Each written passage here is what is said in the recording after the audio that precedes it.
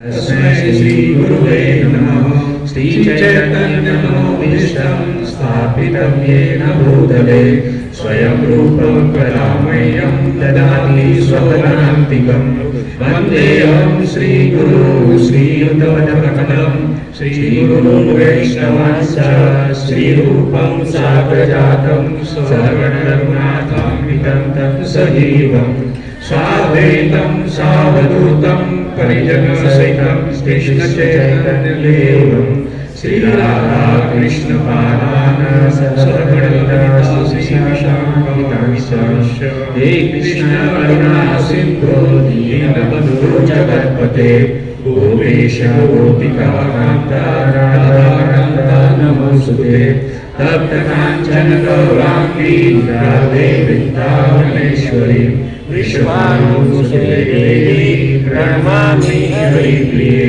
वाञ्छाकल्पतरुभ्यश्च कृपा सिन्धुभ्य एव च पतितानां पावनेभ्यो वैष्णवेभ्यो नमो नमः। जय श्री कृष्ण चैतन्य प्रभु नित्यानंद श्री अद्वैत गदाधर श्रीवासादि गौरभक्तवृंद।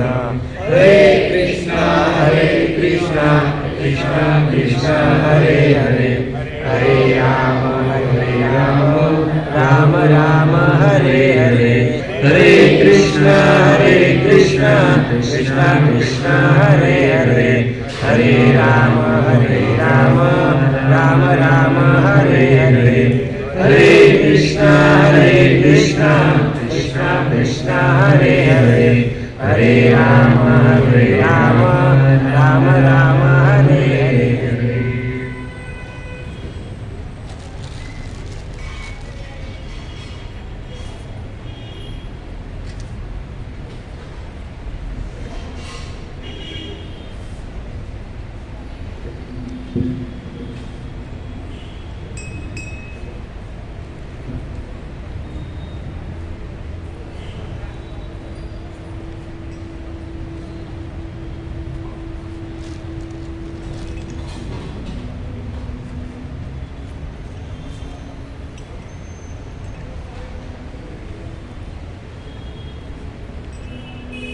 पर उपस्थित आप सभी भक्तजनों का अंतर्राष्ट्रीय कृष्ण भावनामृत संघ की ओर से हार्दिक स्वागत करते हैं।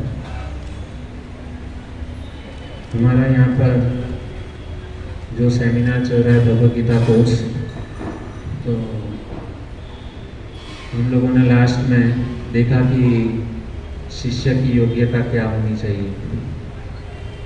गुरु की योग्यता के बारे में सुना, शिष्य की योग्यता के बारे में सुना। तो हम अभी अगला पड़ाव आगे बढ़ते हैं।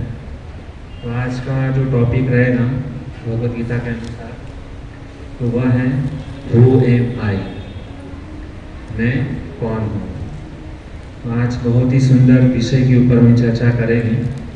प्रायः यदि हम देखते हैं कि यह जो प्रश्न है ऐसे देखने में तो आसान है कि हु एम आई, मैं कौन हूँ। यदि हम लोगों को पूछा जाए कि हम कौन हैं, तो हम प्राय सभी लोग बताएंगे कि भाई मेरा नाम सो एंड सो है, मैं रमेश भाई हूँ, मैं जिग्नेश भाई हूँ, मैं बम्बई में रहता हूँ, बम्बई में दर्शन में रहता हूँ, मेरा ऑफिस है ना। ये हमारी पहचान हम बताएंगे। लेकिन भगवद गीता के अनुसार हमारी यह वास्तविक में सही पहचान नहीं है।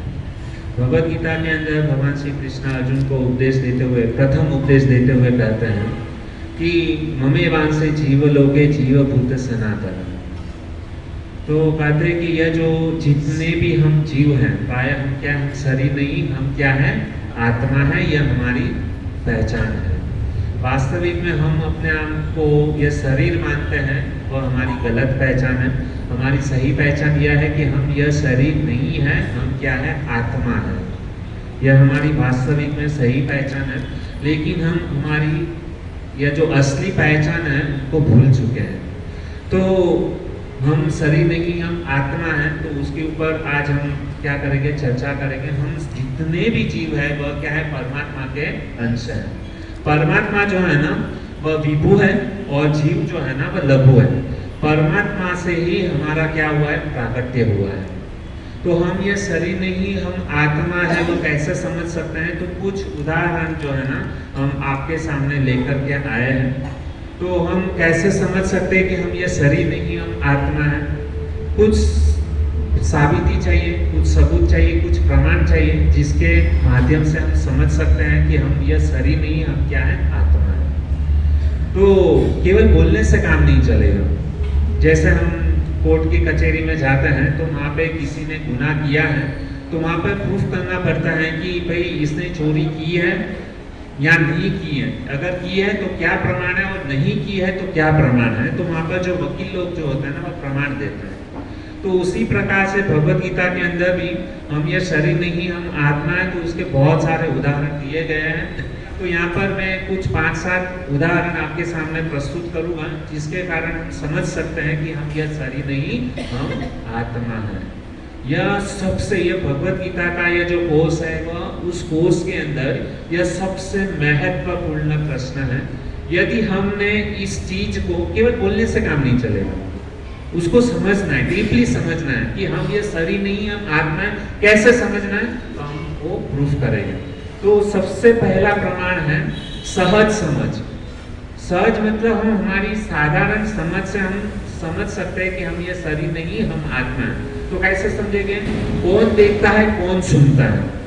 तो यदि हम आप लोगों के सामने प्रस्तुत करूं कि जैसे आप हमको देख रहे हैं, कैसे देख रहे हैं? आंखों के द्वारा, बराबर। आप हमको सुन रहे हैं, कैसे सुन रहे हैं? कानों के द्वारा। ध्यान से जो प्रश्न पूछ रहा हूँ ना वो बहुत महत्वपूर्ण है ताकि हम अच्छी तरीके से समझ पाएंगे कि हम किस प्रकार से मतलब शरीर नहीं हम आत्मा है। आप लोगों ने क्या किया? कैसे देख रहे हैं हम? आंखों के द्वारा। मैं जो बोल रहा हूँ कैसे सुन रहे हैं? कानों के द्वारा। बाद में हम जो भोजन ग्रहण कर रहे हैं वो कैसे कर रहे हैं? मुंह के द्वारा। यानी हमारे दांत हैं उसे हम चबाते हैं, है ना?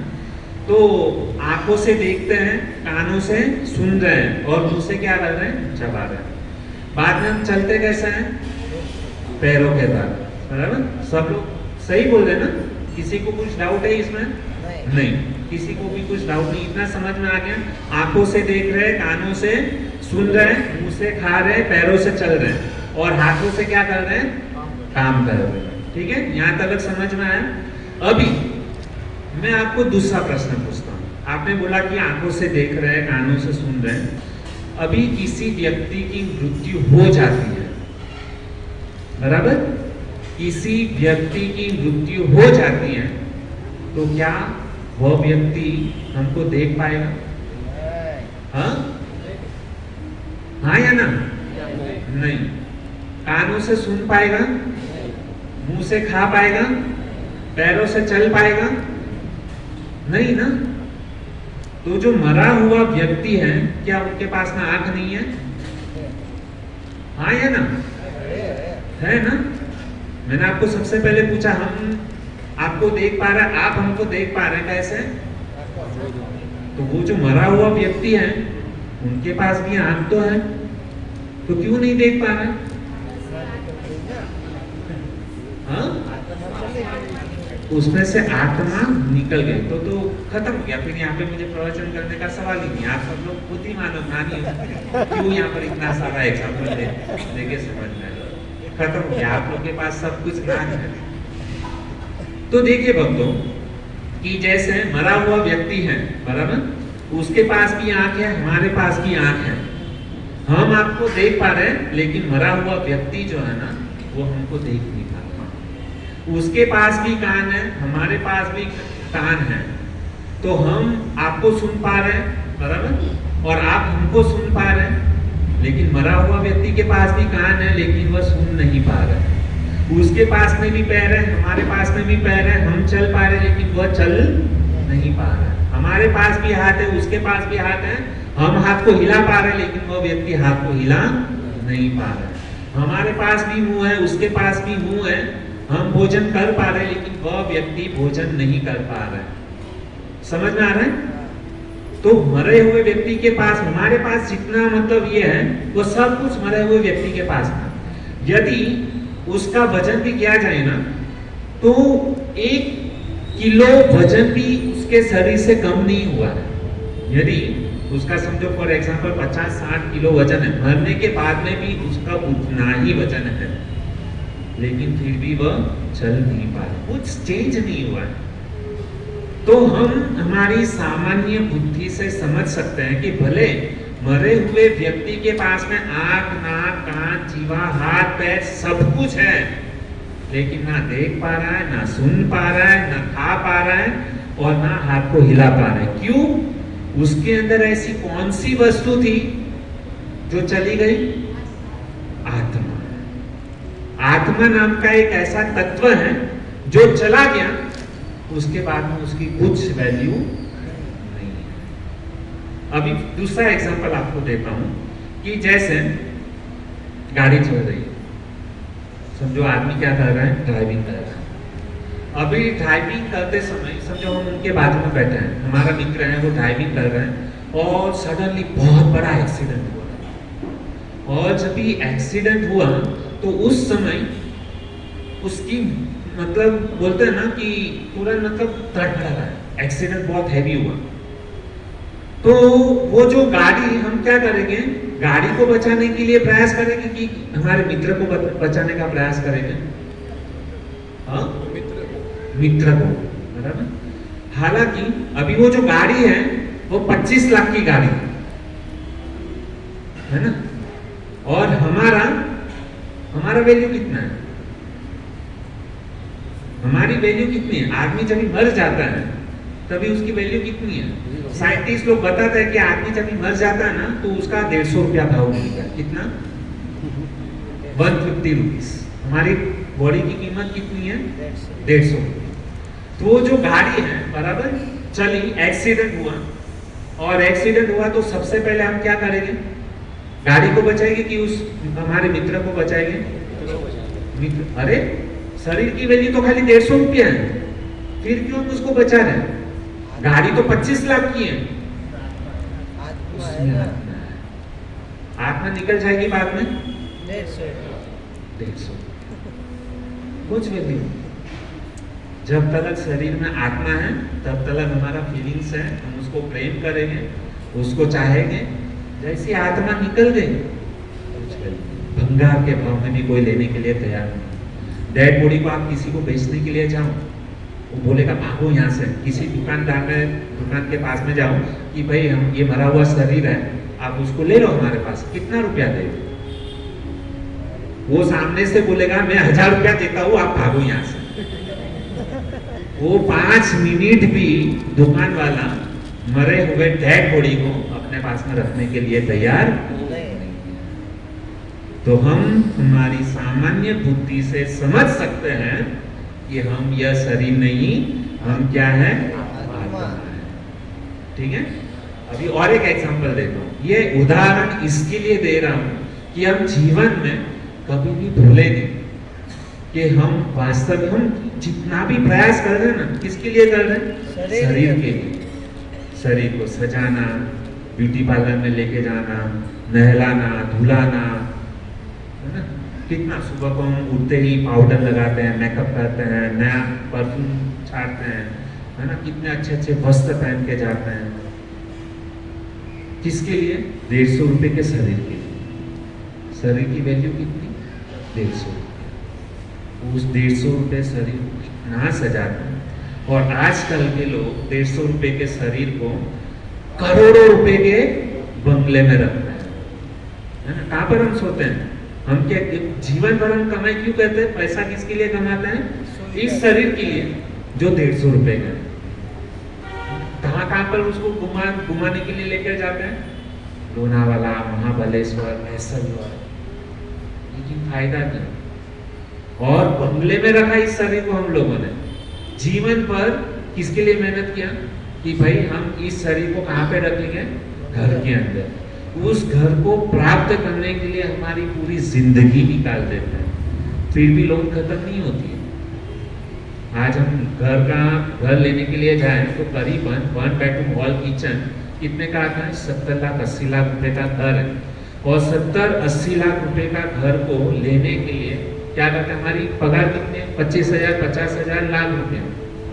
और समझो कोई लाख रुपया भी कमा रहा है तो 50,000 तो आज की तारीख में मिनिमम घर का खर्चा लगता है और बाकी का 50,000 जो बचा वो ईएमआई में जाता है। ईएमआई कितने साल का रहता है? 20 साल, 25 साल, 30 साल। उसके ऊपर तो देता भी नहीं है कोई, है ना। आप यदि 40-50 साल के हो जाओ, उसके बाद में बैंक में जाओ कि भाई मुझे 50 लाख का लोन चाहिए, बैंक वाला सीधा मना कर देगा। क्योंकि रिटायरमेंट कभी होता है 60 साल के बाद में, गवर्नमेंट जो होती है ना वो परमानेंट रिटायरमेंट दे देती है, भाई अभी आप इससे ज़्यादा काम नहीं कर पाओगे। तो इस शरीर को रखने के लिए पूरा जिंदगी निकाल दिया एक घर को प्राप्त करने के लिए। क्या यही मनुष्य जीवन का उद्देश्य है? इसी मनुष्य जीवन भगवत गीता भागवतम हमारे शास्त्र बताते हैं 84 लाख प्रकार की योनियों में जब भी हम घूमते हैं ना, उसके बाद में हमको मनुष्य जीवन मिलता है। और क्या कहते हैं? मनुष्य रूपेण मृगार चरंती। ये मनुष्य जीवन प्राप्त करके हम लोगों ने क्या किया? कुत्ते, गधे, बिल्ली की तरह हम लोगों ने क्या किया? जीवन को बर्बाद कर दिया। ये सब बन क्या है? कुत्ते बने, बिल्ली बने, पौधा बने, मछली बने। ये सारी योनियां पार करने के बाद में भगवान ने हमको मनुष्य जीवन दिया। लेकिन इसी मनुष्य जीवन को कैसे बिताया?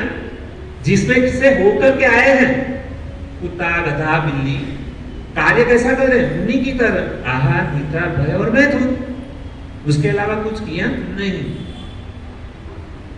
यह हमारी बड़ी विडंबना है। ये मैं क्यों बता रहा हूं? क्योंकि यहाँ पर जितने भी लोग बैठे हैं वह कौन है? हम शरीर नहीं, हम क्या है? आत्मा है। सभी लोगों ने बोला है, इसके लिए बता रहा हूं। यदि नहीं बोला होता तो मतलब नहीं, ये ज्ञान कुछ मतलब नहीं। मैंने सबसे पहले पूछा आपको, ये पहला एग्जाम्पल कि हम क्या है? शरीर नहीं, हम क्या है? आत्मा। ठीक है, तो ये सहज समझ के साथ में हम समझ सकते हैं।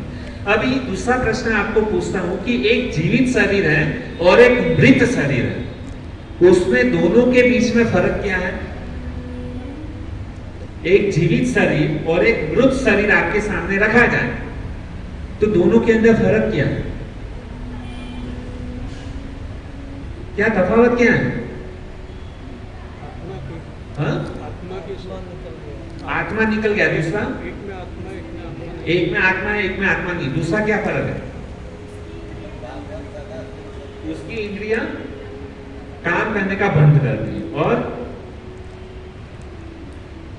देखिए बहुत सारे सब लोग ने सही आंसर दिया। देखो जब भी हम प्रश्न पूछते हैं ना तो उसका उत्तर हम लोगों को देना चाहिए, चाहे गलत है। यदि हम कोई भी व्यक्ति प्रश्न पूछता है, यदि हम उसका उत्तर देते हैं ना तो हमारा कॉन्फिडेंस लेवल बढ़ता है ना। आज हम क्या है, यहाँ पे कितने सारे लोग बैठे हैं, समझो 100 लोग बैठे हैं। आज यदि हमने किसी प्रश्न का उत्तर देना प्रारंभ किया तो हमारा अंदर कॉन्फिडेंस कितने का बढ़ेगा कि आज हमने 100 जन के सामने हमारा मुंह खोला। कल हम 1000 लोगों के सामने जब भी बोलना होगा ना तो हम घबराएंगे नहीं। इसके लिए हम लोगों को क्या करना चाहिए? बोलना चाहिए। घर में कैसे पै करते हैं, तो यहाँ पे हम लोग को क्या करना चाहिए? हमारा मुंह खोलना चाहिए। ताकि क्या होगा? कॉन्फिडेंस लेवल बढ़ेगा, हमारा ज्ञान है ना वो बढ़ेगा। और जो प्रवचन हम जो सुनते हैं ना, सोते सोते प्रवचन नहीं सुनेंगे। हमारी कॉन्शियसनेस जो है ना, जागृत अवस्था में हम क्या करेंगे? प्रवचन सुनेंगे। क्यों? क्योंकि पता है कि प्रभु जी कुछ प्रश्न पूछेंगे, यदि ध्यान से सुना है तो ही हम उसका उत्तर दे पाएंगे, अदरवाइज नहीं। ये किसके लिए है? जिसको अपने जीवन के अंदर सफलता प्राप्त करनी है ना, उनके लिए। नहीं प्राप्त करनी तो कुछ कोई बात नहीं। बैठे ज्ञान तो मिलने वाला है, कुछ ना कुछ तो फायदा अवश्य होगा। सुनने से भी फायदा होता है, सुनने से भी क्या होता है? मंगल होता है। इसके लिए हम प्रवचन जब भी करते हैं ना, कीर्तन करते, कुछ लोग नहीं बोलते, केवल सुना तो सही, तो उसके लिए डबल हम लोग उसको क्या बोलते हैं? आभारी है। सुना तो सही, आज नहीं तो कल उसके जीवन में परिवर्तन। आप कहिए ना बी रोई पूजे आज नहीं तो क्या रहेगी, तो झाड़ू बने बाहर निकलवाना चाहिए। तो बहुत ही इस प्रकार से हमको समझना चाहिए। ऐसे बैठना नहीं है, हमारे मन, बुद्धि, कान को सबको क्या करना है? खुला रखना है। हम जब भी डॉक्टर के पास में जाते हैं ना तो हार्ट अटैक वगैरह आता है, क्यों? क्योंकि बैठे बैठे हमारे जितने भी बॉडी के अंदर जो नसें जो है ना वो क्या हो गई है, बंद हो गई है। इसके लिए क्या होता है, ब्लड का सर्कुलेशन नहीं होता है, ब्लड जाम हो जाता है, इसके लिए क्या होता है, हार्ट अटैक आता है। तो हमको क्या करना है, हमारे जीवन के अंदर हम लोगों को एक्टिव रहना है, खाली बैठे नहीं रहना है, कुछ कार्य करना है, कुछ दिमाग की नसें को है ना ऐसे ही मतलब बैठे बैठे हैं, यदि हम कुछ सोचते नहीं है, कुछ प्रयास नहीं करते हैं तो दिमाग की नस जो है ना बंद हो जाती है। इसके लिए हमको क्या करना चाहिए, उसको जागृत अवस्था में रखना जरूरी है, चाहे मटीरियल लाइफ हो या स्पिरिचुअल लाइफ हो, भौतिक संसार हो या आध्यात्मिक संसार हो। यदि हम हमारी दिमाग की नस को खुला रखेंगे ना तो जीवन में बीमारी कम आएगी, वरना बीमारी बहुत आएगी। तो बहुत ही सुंदर यहाँ पर यह है, हम विषय जो है ना बहुत ही सुंदर विषय है। हम ये शरीर नहीं, हम क्या है, आत्मा। 3 शब्द भी पूरा नहीं है आत्मा का, यदि आप अगर काउंटिंग करोगे ना 3 शब्द भी पूरा नहीं है, 2.5 अक्षर का शब्द है आत्मा। इसको यदि समझ लिया ना, समझ लो पूरी दुनिया को समझ लिया, बाद में कुछ समझने की जरूरत नहीं। इतना महत्वपूर्ण ये टॉपिक है। क्या है, आत्मा। मैं आज इस विषय के ऊपर बोलने के मतलब सुबह को मैंने सोचा था कि मैं आज जो है ना आत्मा के ऊपर चर्चा करूंगा। तो मैंने सुबह को क्या किया, कम से कम मैंने है ना सुबह को नहा धो के 5 बार मैंने क्या बोला, मैं यह शरीर नहीं हूं, मैं आत्मा हूं, मैं यह शरीर नहीं हूं, मैं आत्मा हूं, मैं यह शरीर नहीं हूं, मैं आत्मा हूं, मैं आत्मा हूं, मैं आत्मा हूं। कम से कम यहाँ पर अभ्यास होना चाहिए ना। देखो प्रैक्टिकल तो बहुत मुश्किल है, लेकिन बोलते रहेंगे तो एक ना एक दिन प्रैक्टिकल रूप में हो जाएगा। यदि समझो आज ही हम लोगों ने समझ लिया कि हम ये शरीर नहीं, हम आत्मा है, फिर दुनिया की कौन सी भी ताकत ऐसी नहीं है कि जो हमको दुख दे सके, जो हमको परेशान कर सके। है किसी के अंदर ताकत? यदि हम लोगों ने सोच लिया कि हम यह शरीर नहीं, हम क्या है, आत्मा, तो कोई आपको परेशान कर सकता है? यदि कोई किसी ने आपको गाली दे दी तो हम क्या सोचेंगे, किसको गाली दिया, हमारे शरीर को गाली दिया। आत्मा को तो कोई गाली दे, और ये शरीर क्या एक ना एक दिन ग्राहक बनने वाला है, मिट्टी बनने वाला है। तो क्या फर्क गिरता है, किसी ने हमको गाली दिया, केवल क्या सोचना है, किसी ने भी हमको कोई गुस्सा करे, क्रोध करे, केवल खाली उसको बोल दो हम यह शरीर नहीं है, हम आत्मा है। क्या बोलना है, वो कितना गाली देगा, 5 मिनट, 10 मिनट, आधा घंटा, उसके बाद में तो वो भी थक जाएगा गाली देके। हमको गुस्सा क्यों आता है, इसने मुझे गाली दिया, और हम अपने आप को इतना बड़ा व्यक्ति मानते हैं, मुझे कोई गाली दे सकता है? अरे भाई क्या है, यह शरीर है, उसको गाली दिया है, लेकिन उसी समय सोच ले कि हम शरीर नहीं, हम आत्मा है, झगड़ा तुरंत ही खत्म हो जाएगा, झगड़ा करने की जरूरत ही नहीं। एक बार की घटना ऐसी हुई, हमारे प्रभुपाद महाराज जो है इस्कॉन के संस्थापक आचार्य श्रील केसी भक्तिवेदांत स्वामी प्रभुपाद, जिनका कल आविर्भाव था, तो 2 पति पत्नी जो है ना उनके पास में गए, गुरु के पास में। प्राय गुरु के पास में सब लोग अपना घर की सारी समस्या को लेकर के गुरु के पास में जाते हैं, भाई हमको यह प्रॉब्लम है, यह प्रॉब्लम है, यह प्रॉब्लम है।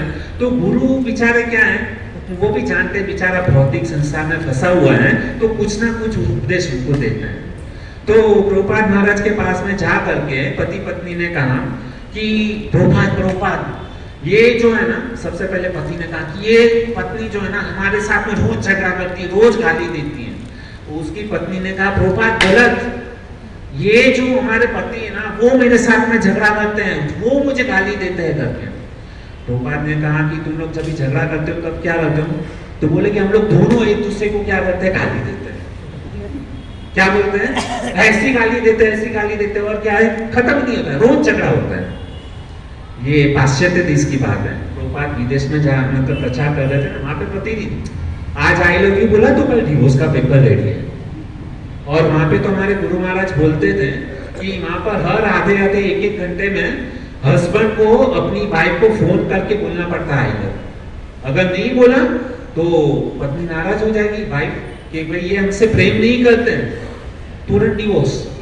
वहां पे है ये परंपरा। तो यहाँ पे दोनों हस्बैंड वाइफ दोनों आए प्रभुपाद महाराज के पास में। प्रभुपाद महाराज ने बहुत ही सुंदर सॉल्यूशन दिया। ठीक है, तुम एक दूसरे को झगड़ा करते हो तभी गाली देते हो ना, एक काम करना, अभी कल से क्या करो, आप जब झगड़ा करोगे ना तो मुंह से गाली मत दो, मुंह से गाली नहीं देना। क्या करना है, एक पेपर लो और उसके ऊपर लिखो आई हेट यू, लिखो और उसको लिख के दे दो। बाद में पति को भी बोला तुम भी लिखो मैं तुमसे प्यार नहीं करता, है ना, तो लिखो, लिख लिख करके क्या करो, गाली दो। तो उन्होंने कहा ठीक है, तो दोनों हस्बैंड वाइफ गए घर में। अभी दूसरे दिन झगड़ा करना है, दोनों का झगड़ा तो होता ही ना। अभी खाली चेंजेस क्या हुआ कि समझो झगड़ा कर रहे हैं तो गाली देना है, तो कैसे देना है, पेपर के ऊपर लिख लिख करके। तो एक दिन हुआ, 2 दिन हुआ, 3 दिन हुआ, वो पत्नी भी कंटाल गई, पति भी कंटाल गया। अरे ये क्या फालतू गिरी है, किसी को गाली भी देना, मतलब मुझसे तो बोलना है, गुरु महाराज ने बोला, प्रभुपाद ने बोला है, तो एक तो लिखो, लिखते जाओ, कितनी गाली लिखोगे आप, है ना, आई हेट यू, आई कितना सारा अनाप शनाप जो भी है सब बोलते हैं। और लिखते लिखते दोनों थक गए और दोनों के बीच में जो झगड़ा था ना वो खत्म ही हो गया। बाद में कभी वो लोग ने हस्बैंड वाइफ ने कभी झगड़ा नहीं किया। तो मतलब ये जो गुरु जो होता है ना वो हमको क्या सही रास्ता बताते हैं।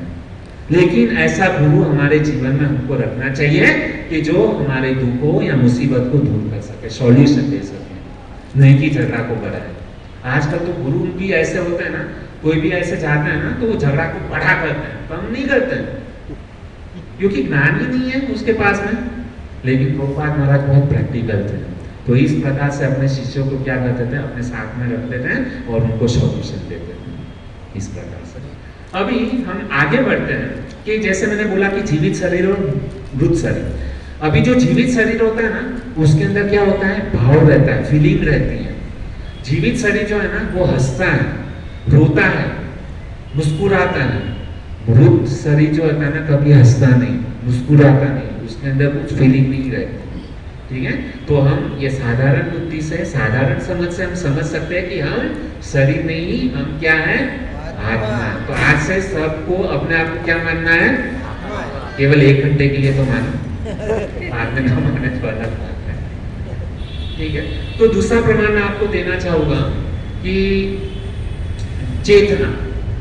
ये पहले मैंने बोला कि साधारण समझ से हम समझ सकते हैं कि हम यह शरीर नहीं, हम क्या है, आत्मा है।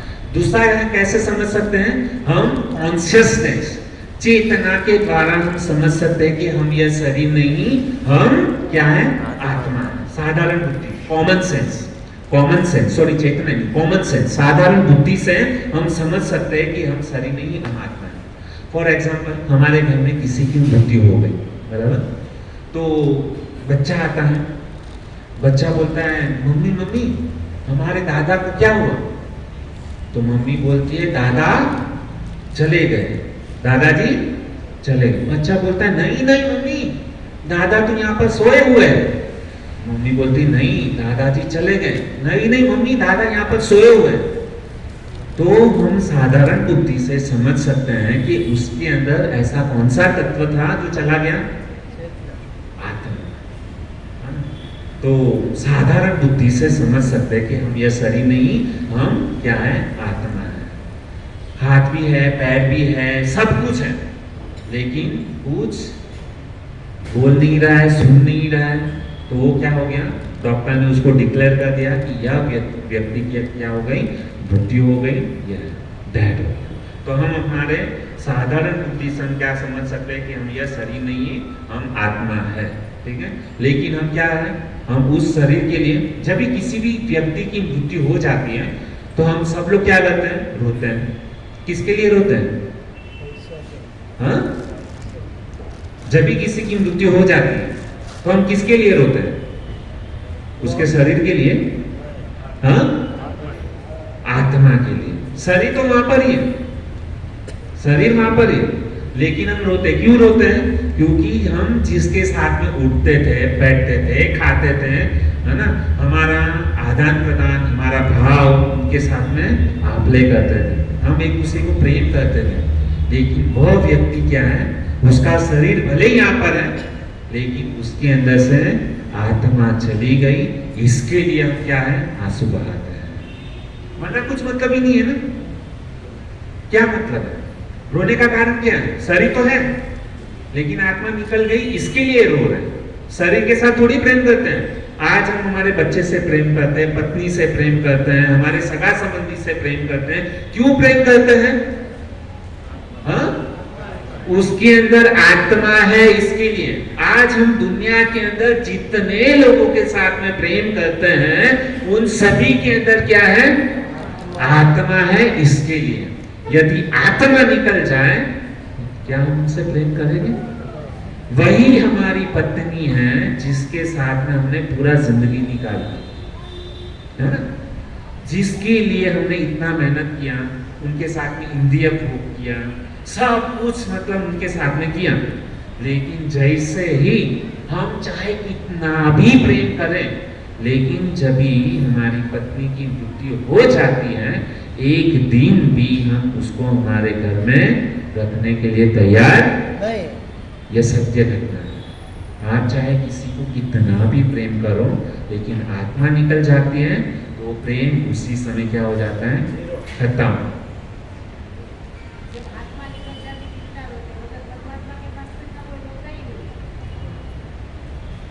एक्चुअली माता जी सही बोली है, परमात्मा के लिए कोई नहीं होता। आत्मा निकल जाती है तो सब लोग इतना आंसू बहाते हैं। सही बात है, सत्य बात। तो मेरा कहने का तात्पर्य है कि हम दुनिया के अंदर जितने भी लोगों को प्रेम कर रहे हैं, किसके लिए प्रेम कर रहे हैं, आत्मा है, उसके लिए। वरना कुछ प्रेम है ही नहीं। शरीर के साथ में क्या प्रेम करेंगे? रखने के लिए भी तैयार नहीं है। 5 मिनट नहीं रखेंगे, तुरंत ही लेट होता है, अरे जल्दी करो, निकालो निकालो इसको, हमको ऑफिस आना है, इधर जाना है। अरे पूरा जिंदगी उसने तुम्हारे लिए इतना मेहनत किया, तुमको पाला पोसा बड़ा किया, और वही व्यक्ति आज जब चला गया है तो केवल 5 मिनट इंतजार नहीं कर सकते।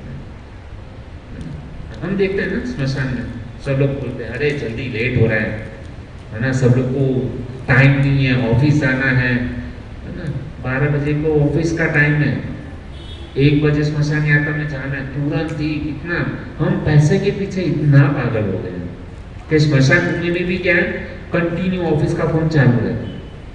अरे स्मशान में जब भी हम किसी को लेकर के जाते हैं ना, तो सबसे पहले क्या करना चाहिए?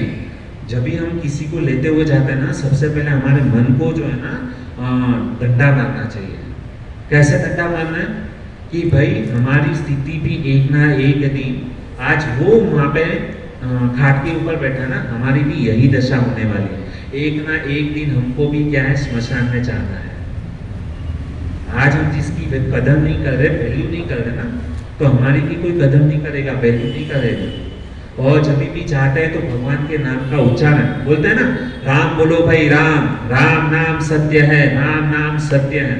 वास्तविक में वह राम जो है, राम नाम किसको सुना रहे भाई? उसको जरूरत नहीं है, वो उसके माध्यम से हमको सुनना है कि जब भी हम मरेंगे ना, तो हमारे साथ में दुनिया की कोई भी संपत्ति हमारे साथ में नहीं आने वाली है, केवल राम का नाम ही जो है ना हमारे साथ में चलने वाला है। इसके लिए जब भी मृत्यु आए, उसके पहले हमको क्या कर लेना चाहिए?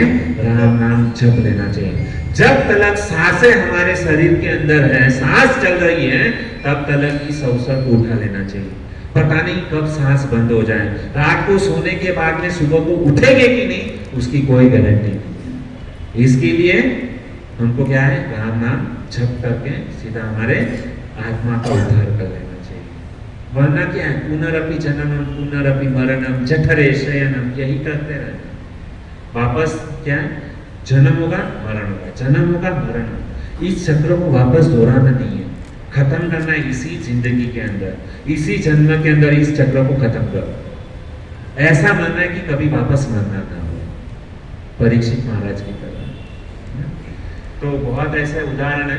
तो हम आगे बढ़ते हैं कि ये देखा हमने सामान्य, मतलब सबसे पहले हम लोगों ने देखा कि सहज समझ, कौन देखता है कौन सुनता है। पहला एग्जाम्पल, ये हम शरीरी आत्मा है। दूसरा है कॉमन सेंस, हम साधारण बुद्धि से समझ सकते हैं कि हम शरीर नहीं, हम आत्मा है। तीसरा प्रमाण मैं आपको देना चाहूंगा कि बौद्धात्मक समझ, बौद्धात्मक समझ के द्वारा हम समझ सकते हैं कि हम यह शरीर नहीं, हम आत्मा है। कैसे? तो प्रभुपाद महाराज एक गुरुकुल में गए। वहां पे गुरुकुल में एक बच्चे को अपने पास में बुलाया और बच्चे को बुला करके उनको पूछने लगे। यह जो उदाहरण है ना, यह जो एग्जाम्पल है ना, हम अपने खुद के ऊपर भी कर सकते हैं। कैसे करेंगे? तो सबसे पहला हम अपने आप को पूछना चाहिए। समझो कभी कभी हमारा सर दर्द होता है ना, तभी हम क्या करते हैं? हम क्या बोलते हैं? मेरा सर दर्द कर रहा है। उसका मतलब क्या हुआ? मैं और मेरा सर दोनों चीज क्या है? अलग है। हम क्या बोलते हैं? मेरा सर दर्द कर रहा है। मैं और मेरा सर वो अलग है। तो प्रभुपाद महाराज ने गुरुकुल में एक बच्चे को बुलाया और उसको पूछा, उसने टी शर्ट और जीन्स पहना था। प्रभुपाद महाराज ने पूछा कि आपने यह टी शर्ट पहना वो किसका है? उस लड़के ने तुरंत जवाब दिया कि यह टी शर्ट मेरा है, यह टी शर्ट मेरा है। यह जीन्स पैंट पहना है वो किसका है? उन्होंने तुरंत कहा यह जीन्स पैंट मेरा है। उसका मतलब टी शर्ट जीन्स पैंट और मैं वो क्या है? अलग है। टी शर्ट अलग है और मैं अलग। उसके बाद में प्रभुपाद जी ने उसको पूछा कि ये हाथ किसका है? बालक ने कहा ये क्या मतलब गुरुजी स्वामी जी आज पागल हो गए हैं, एकदम मतलब फालतू क्वेश्चन पूछ रहे हैं। टी शर्ट किसका है, पैंट किसका है, हाथ किसका है, पैर किसका है, आंख किसकी है, इतना भी पता नहीं। तो उनको लगा कि प्रभुपाद महाराज कुछ आज मतलब क्या है? पागल हो गए। लेकिन यह जो प्रश्न पूछा ना, पूछते गए, ध्यान से सुनो, ये एग्जाम्पल हमको अपने आप को भी करना है। उन्होंने पूछा हाथ किसका है? तो लड़के ने कहा मेरा है। पैर किसका है? मेरा है। ये आंखें किसकी है? वो लड़का कहा मेरी है। कान किसका है? मेरा है। मुंह किसका है? मेरा है। ये सब कुछ तुम्हारे, तो तू कौन है? क्या बोला? हाथ तेरा है लेकिन तुम हाथ हो? यह हाथ मेरा है लेकिन तुम हाथ हो क्या? नहीं। यह टी शर्ट किसका है? मेरा है लेकिन तुम टी शर्ट हो क्या? यह पैंट किसका है? मेरा है, तुम पैंट हो?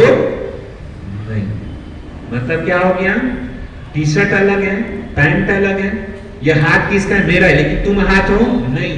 पैर किसका है? तुम्हारा है, तुम पैर हो? नहीं। आंख किसकी है? मेरी है। आंख तुम हो? नहीं। फिर तुम कौन हो? 5 साल के बच्चे को पूछा। बच्चा कंफ्यूज, एकदम सही बोला। हाथ मेरा है, आंखें मेरी है, कान मेरा है, पाँव मेरा है, तो मैं कौन हूं? समझ में आ रहा है? मतलब आंख नहीं है, हाथ नहीं है, कान नहीं है, तो हम है कौन? तभी उस समय प्रभुपाद जी ने कहा कि हम यह शरीर नहीं है, हम क्या है? आत्मा। यह प्रैक्टिकल एग्जांपल प्रभुपाद महाराज ने कहा, जिससे दुनिया का कोई भी व्यक्ति, नास्तिक से नास्तिक व्यक्ति भी रहेगा ना, उसको इस बात को समझना ही होगा कि हम यह शरीर नहीं है, हम क्या है? आत्मा। यह इसको बोलेंगे बौद्धात्मक समझ। इसके द्वारा हमने प्रूफ किया कि यह शरीर नहीं है, हम क्या है? आत्मा है। ठीक है? अभी चौथा एग्जांपल, उसको बोलेंगे कॉन्शियसनेस, चेतना के द्वारा हम समझ सकते हैं कि हम यह शरीर नहीं है, हम क्या है? आत्मा है। भगवत गीता को समझना है ना सबको। अर्जुन को भी भगवान श्री कृष्ण ने इसी से ज्ञान दिया था। ऐसे कि हम पहला ही टॉपिक कहां से चालू किया कि तुम यह शरीर नहीं हो, तुम क्या हो? आत्मा। तो अभी आगे बढ़ते हैं कि हम चेतना के द्वारा, यह मैं आपको चौथा एग्जांपल दे रहा हूं कि हम चेतना के द्वारा, कॉन्शियसनेस के द्वारा समझ सकते हैं कि हम यह शरीर नहीं है, हम आत्मा है। तो यहाँ पर बहुत सारे लोग जो है ना कुर्सी के ऊपर बैठे हैं ना, कुर्सी के ऊपर करीबन 1 घंटे से बैठे हैं कुर्सी के ऊपर, बराबर। लेकिन कुर्सी को दर्द हुआ क्या? नहीं। कुर्सी को, क्योंकि वो जड़ पदार्थ है, उसको दर्द नहीं होता।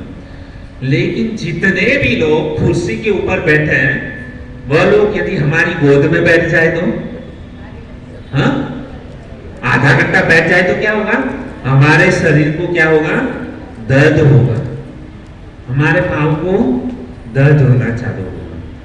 तो कुर्सी को दर्द होता है?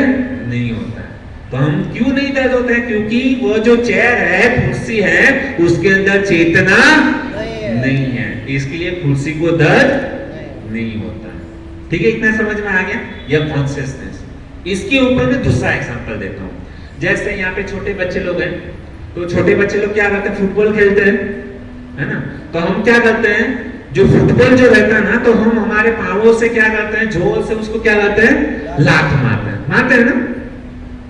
फुटबॉल को दर्द होता है? नहीं होता है। लेकिन यही लात जो है ना, हम यहाँ पे रास्ते में कोई जा रहा है, यदि यही लात हमने किसी रास्ते पे जाने वाले व्यक्ति को मारा तो क्या होगा, रिबाउंस होकर सीधा हमारे ऊपर आएगा, है ना। सीधी सी बात है ना। रास्ते में कोई भी चल रहा है, यदि हम उसको लात मारेंगे तो रिबाउंस होकर क्या होगा, वापस अपने ऊपर आएगा। लेकिन फुटबॉल को लात मारा तो फुटबॉल आगे जाएगा, वो रिबाउंस नहीं होगा। क्यों? क्योंकि जिस व्यक्ति को हमने लात मारी ना, उसके अंदर क्या है, चेतना। उसके अंदर क्या है, चेतना है। इसके लिए वह क्या है, उसको दर्द हुआ ना, इसके लिए उसने क्या किया, हमको धड़ाम करके वापस से रिटर्न बैक हमको गिफ्ट दे दिया, उपहार के रूप में, है ना।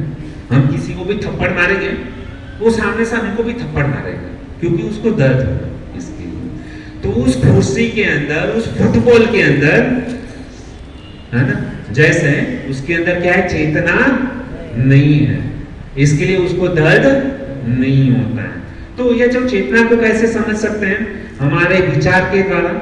जो जिसके अंदर चेतना है, उसके अंदर तीन चीज है। सबसे पहला विचार, इच्छा और भावना। यह तीन चीज जिसके अंदर है, उसको चेतना कहेगा। और जिसके अंदर ये तीन चीज नहीं है, वह जड़ पदार्थ है, निर्जीव। हम जब भी पढ़ाई करते थे ना, तो साइंस के अंदर आता था कि सजीव वस्तु कौन सी है और निर्जीव वस्तु कौन सी है। तो कहा जाता था कि साइंस के अंदर कि जिसके अंदर जीव है वह सजीव है, और जिसके अंदर जीव नहीं है वह निर्जीव है। और यही वस्तु हम भगवत गीता के माध्यम से समझते हैं। यह फिलोसॉफी किसने बताई है, भगवान कृष्ण ने, और बाद में यह साइंस में है, साइंटिस्ट लोगों ने प्रूफ किया। तो इस प्रकार से कॉन्शियसनेस के द्वारा हम अपने आप को समझ सकते हैं।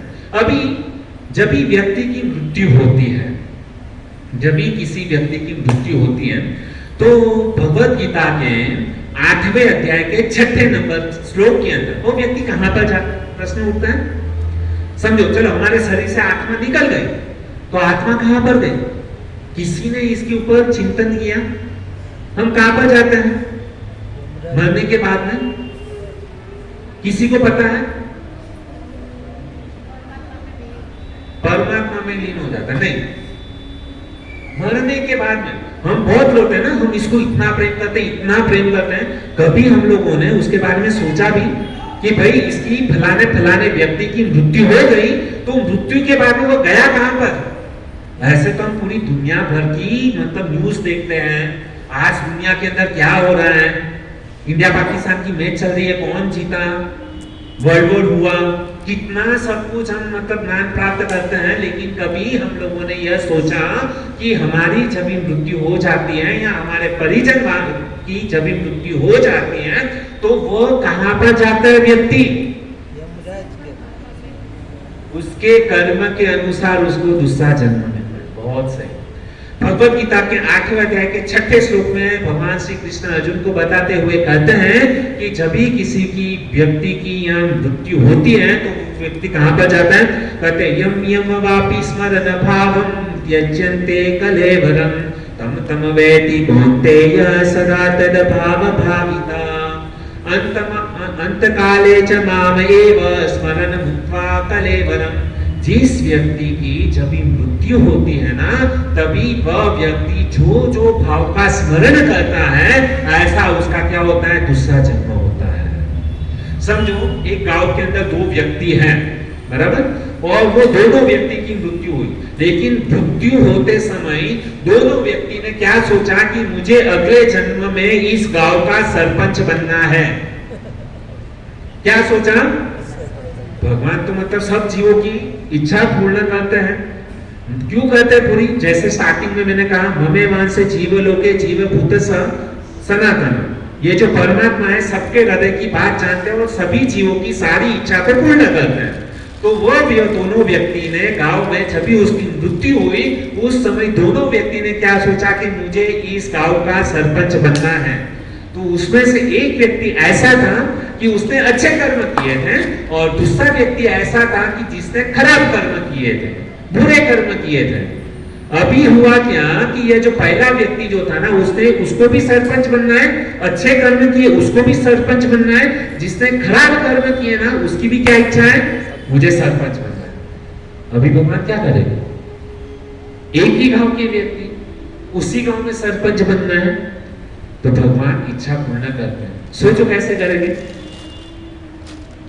चिंतन करो, मनन करो, कैसे करेंगे? तो भगवान क्या करते हैं? दोनों को सरपंच तो बनना है, एक ही गांव में बनना है, तो क्या करेंगे? लेकिन प्रॉब्लम क्या है? एक ने अच्छे कर्म किए हैं, एक ने खराब कर्म किए हैं। तो भगवान क्या करेंगे? जिसने अच्छे कर्म किए हैं ना उसको उसी गांव के अंदर सरपंच बनाएंगे और जिसने बुरे कर्म किए ना उसको भी भगवान सरपंच बनाएंगे।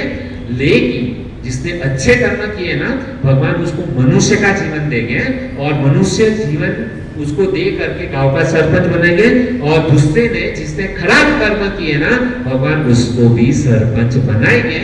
लेकिन कौन सा सरपंच बनाएंगे? कुत्ते लोगों का सरपंच बनाएंगे। उसको दूसरा जन्म कहां पे देंगे? कुत्ते में। कुत्ते में भी सरदार होते हैं ना, एक बड़ा मतलब सरदार होता है, उसके पीछे सारी लंगर चलती है। तो भगवान क्या करते हैं? दोनों की इच्छा पूर्ण करते हैं। हम जब भी देखते हैं कि हमारी कॉलोनी में, हमारी सोसाइटी में बाहर से कोई भी कुत्ता आ जाता है ना, वो कुत्ता क्या आता है? भौ, भौ, भौ। क्यों? क्योंकि वो कुत्ता अपने आप को समझता है कि मैं इस सोसाइटी का, इस गली का मैं सरपंच हूं। इसके लिए भगवान क्या करते हैं? दोनों की इच्छा क्या करते हैं? पूर्ण करते हैं। तो बुद्धिमान मनुष्य को इशारा काफी होता है कि हमको सरपंच कहाँ का बनना है। इसको, इस बात को और अच्छी तरीके से यदि हमको समझना है तो और अच्छी तरीके से मैं आपको समझाने का प्रयास करता हूँ कि देखो, हम लोग जैसे कर्म करेंगे ना ऐसा हमको दूसरा जन्म मिलेगा। तो श्रीमद् भागवतम के पंचम स्कंद के 6ठे अध्याय में इसका वर्णन है। यदि किसी को जानना है कि हम मरने के बाद हमको कौन सा स्थान मिलेगा ना, तो भागवतम का पंचम स्कंद का 6ठा अध्याय पढ़ सकते हैं। उसके अंदर सुखदेव गोस्वामी बहुत अच्छी तरीके से समझाते हैं कि कौन सा व्यक्ति कौन सा कर्म करता है और उनको कौन सा जन्म मिलता है। तो कहते हैं कि जो व्यक्ति पाप करते हैं, जो व्यक्ति पाप करते हैं ना भगवान उसको क्या करते हैं? नरक में भेजते हैं। इस संसार के अंदर प्राय 99% लोग जो है ना कहां पर जाते हैं? नरक में जाते हैं। कहां पर? लेकिन आज तक हमको भी पता है कि यह व्यक्ति का स्वभाव ऐसा है कि कभी वह स्वर्ग में जा ही नहीं सकता। लेकिन फिर भी जब भी उसकी देहांत होता है, मृत्यु होता है, तभी बोर्ड के ऊपर क्या लिखते हैं? यह व्यक्ति स्वर्गवास हुआ। उसका एक भी कार्य ऐसा नहीं है कि वह स्वर्ग में जाने के लिए लायक है, लेकिन फिर भी लिखते हैं। क्या हम देखने गए थे? वह व्यक्ति स्वर्ग में गया, लेकिन फिर भी लिखते हैं ना बोर्ड के ऊपर स्वर्ग में गया।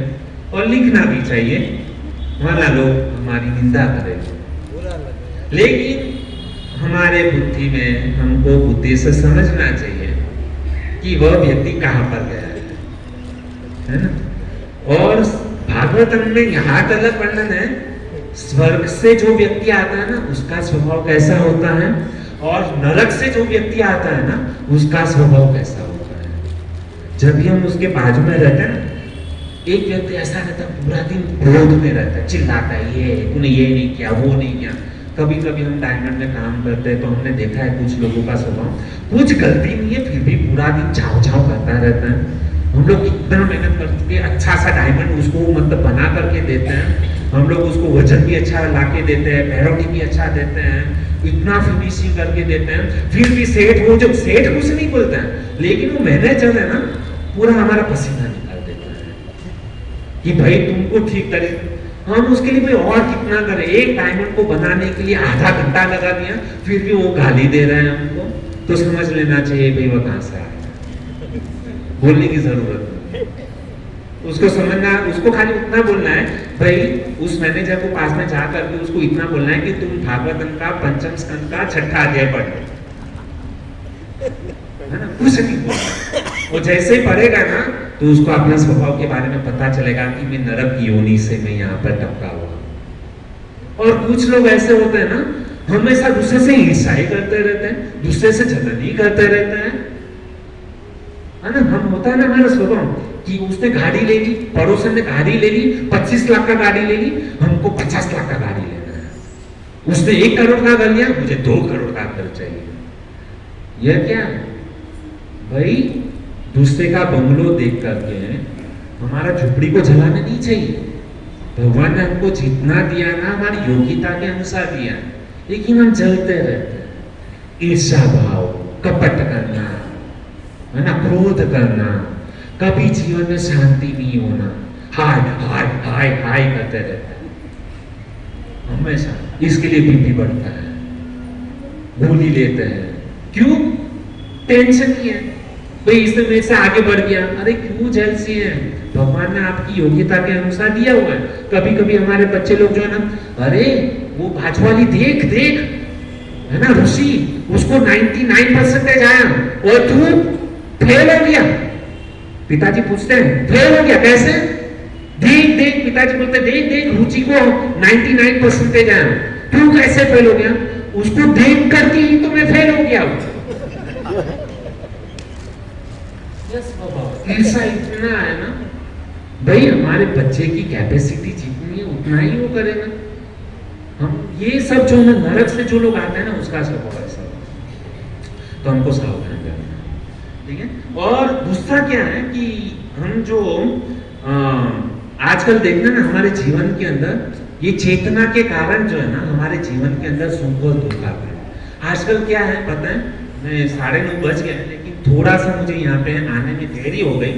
अभी हम प्रयास करेंगे कि हम जो है ना, एक तो मतलब क्या है, सब लोग लेट आते हैं, तो मैं प्रयास करूंगा कि आप लोग जल्दी आ जाएं, तो जल्दी प्रवचन चालू होगा, जल्दी प्रवचन खत्म होगा। आज तो मेरी गलती है, मैं मान्य करता हूँ कि मुझे ट्रैफिक में आने में मतलब थोड़ा सा लेट हो, लेकिन हम जो है ना 5-10 मिनट जो है ना आपका एक्स्ट्रा ले, क्योंकि हमारे टॉपिक जो है ना यहाँ पे खत्म नहीं होता। तो अभी मैं लास्ट एग्जाम्पल देके आपको खत्म करूंगा, कैसे समझ सकते हैं। आजकल हम लोग ने क्या किया, हम देखते हैं कि मंदिरों के अंदर सुबह को मंदिर के अंदर एक रोबोट सिस्टम बना दिया। आजकल के मतलब है ना, किसी के पास समय नहीं है, टाइम नहीं है भगवान को दीवाबत्ती करने के लिए, आरती करने के लिए, है ना, और ऐसा रोबोट बना दिया ना, वो रोबोट क्या है, जैसे रिमोट दबाओ दरवाजा खोल देगा, रिमोट दबाओ वो रोबोट आगे सीधा हम लोग को क्या करेगा, भोजन पिरसने लगेगा। रोबोट दबाओ, आजकल तो बोलते हैं ना, वो स्विच चालू करने की भी जरूरत नहीं, एलेक्सा स्विच चालू करो, एलेक्सा स्विच बंद करो, एलेक्सा से सब काम हो रहा है। ये क्या है, मतलब रोबोट सिस्टम, है ना। मंदिर में क्या, हमारे पास समय नहीं है, इसके लिए मंदिरों के अंदर क्या है, रोबोट को डाला गया है, और वो रोबोट क्या करता है, रोज सुबह को अपने आप करताल बजाता है, मृदंग बजाता है ना। और आजकल तो ऐसा मतलब इतना बिजी हो गए, इतना बिजी हो गए कि सुबह को आरती करने के लिए, हाँ भगवान है तो आरती तो दिखाना पड़ेगा ना, दीवाबत्ती करना पड़ेगा, हमारे पास समय नहीं है। किसको बोलते हैं, ए रोबोट चल भगवान की आरती उतार। हम देखते हैं समय नहीं है तो क्या करता है, वो रोबोट जो है ना अपने आप सारा कार्य करता है, और रोबोट क्या करता है, भगवान की आरती उतारता है। टेप रिकॉर्डर रख दिया बाजू में, और वो टेप रिकॉर्डर में क्या होता है, आरती बजती है, वो टेप रिकॉर्डर आरती मतलब आरती बजाता है, रोबोट क्या करता है, भगवान की आरती उतारता है। वो टेप रिकॉर्डर में साउंड बजता है, और उसी साउंड से वो रोबोट आरती करता है। क्या है भाई, भगवान को भी हमने क्या किया है, ऐसे मटीरियलाइज बना दिया है, आरती भगवान की रोबोट करता है। उतना भी समय हमारे पास में नहीं है कि भगवान को हम हमारे हाथों से, देखिए एक रोबोट आरती करें और हम आरती करें, दोनों में फर्क क्या है? एक रोबोट को हम आरती करते हुए देखते हैं और उसकी जगह पे हम आरती करते हैं, तो दोनों के बीच में फर्क क्या है? मेरा प्रश्न समझ में आ रहा है? एक आपने मतलब भगवान को आरती करना है, देखो आरती कॉमन, एक रोबोट भी आरती कर सकता है, हम भी आरती कर सकते हैं। तो एक रोबोट ने आरती किया और हमने आरती किया, तो उसके अंदर फर्क क्या है? यस, हम आत्मा, ठीक है आत्मा तो है, लेकिन सही आंसर है यस ब्रो। नहीं ठीक है, मुझे और कुछ चाहिए सुनो। फीलिंग, यस, उसके अंदर क्या है? भाव, भाव नहीं है। कैसा भी ट्यूबलाइट जला सबका, तो इस प्रकार से हमको हमारा दिमाग की बत्ती को जलाना चाहिए, है ना? क्या है, एक रोबोट आरती करता है और हम आरती करते हैं ना, तो उसके अंदर फर्क उतना है कि रोबोट के अंदर भाव नहीं है, फीलिंग नहीं है, लेकिन हमारे अंदर क्या है? भगवान के प्रति भाव है, प्रेम है। और तो रोबोट आरती करेगा और हम आरती करेंगे, उसके अंदर जमीन आसमान का फर्क। और भगवान क्या है? भाव ग्रही जनार्दन, भगवान भाव के भूखे हैं, और उस भाव को ही हमने देना ही छोड़ दिया। हम भगवान को भाव नहीं देते हैं, और उसी भाव को हम किसको देते हैं? हमारे मैनेजर को देते हैं, हमारे सेठ को देते हैं। भाव है ना, भाव देना है ना। हमने क्या किया? उल्टा कर दिया, भगवान को भाव देना छोड़ दिया, और दुनिया में जितने भी बड़े बड़े लोग हैं ना, उसको भाव देना चालू किया।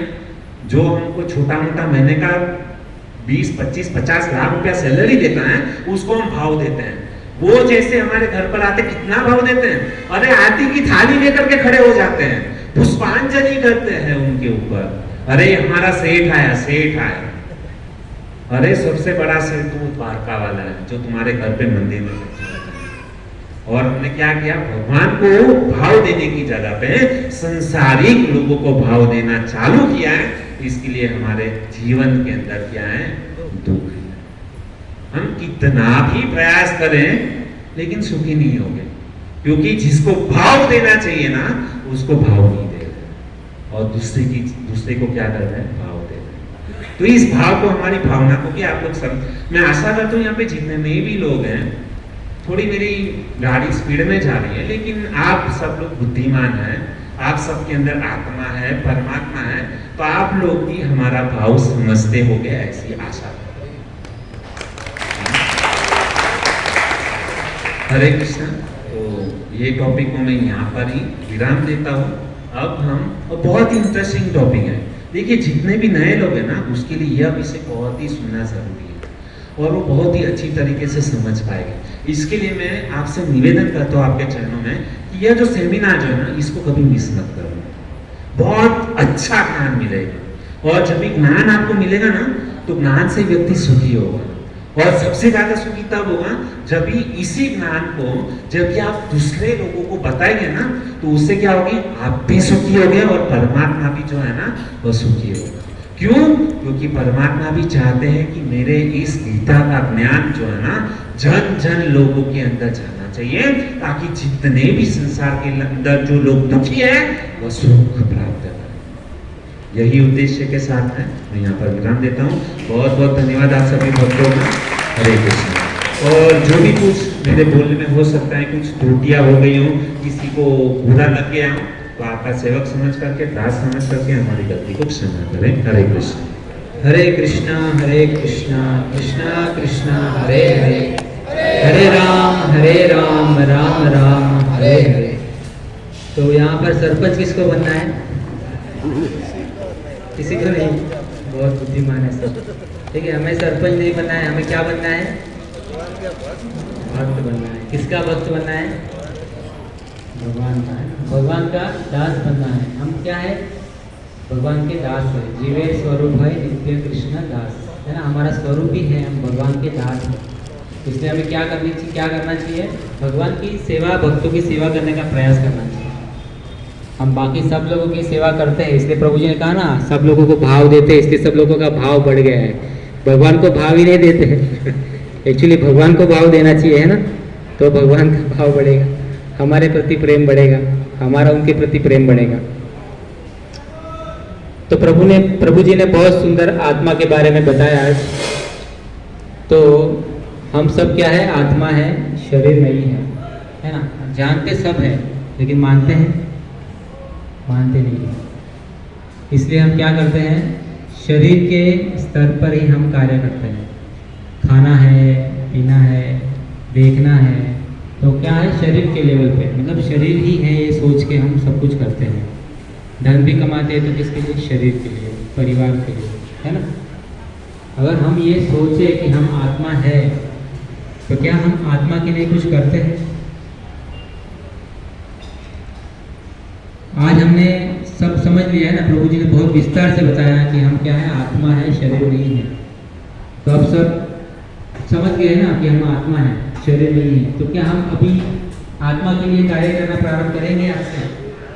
आत्मा के लिए कार्य क्या है, आत्मा की खुराक क्या है, आत्मा को क्या पसंद है, केवल भगवान का नाम, परमात्मा का नाम, हरि का नाम। हरे कृष्णा कृष्णा कृष्णा हरे हरे, हरे राम राम राम हरे हरे। इस महामंत्र का जप करके ही आत्मा प्रसन्न रह सकती है। बाकी कुछ भी आत्मा को दे दो ये पसंद नहीं है। आत्मा को केवल परमात्मा की सेवा करना ही पसंद है। तो जब तक हम हरिनाम नहीं लेंगे, हरे कृष्ण महामंत्र का जप करना प्रारंभ नहीं करेंगे, तब तक हम अपना ये मनुष्य जीवन को सार्थक नहीं कर पाएंगे। तो हम सबको क्या करना चाहिए, कल करे सो आज कर, आज करे सो अब, पल में प्रलय हो जाएगा, फिर करेगा कब, है ना, फिर करेगा कब। जैसे कि अभी फॉरेन कंट्री में युद्ध चल रहा है, हम सब देख ही रहे हैं ना न्यूज में, कितने बम धड़ाके हो रहे हैं, कितने लोग मर रहे हैं।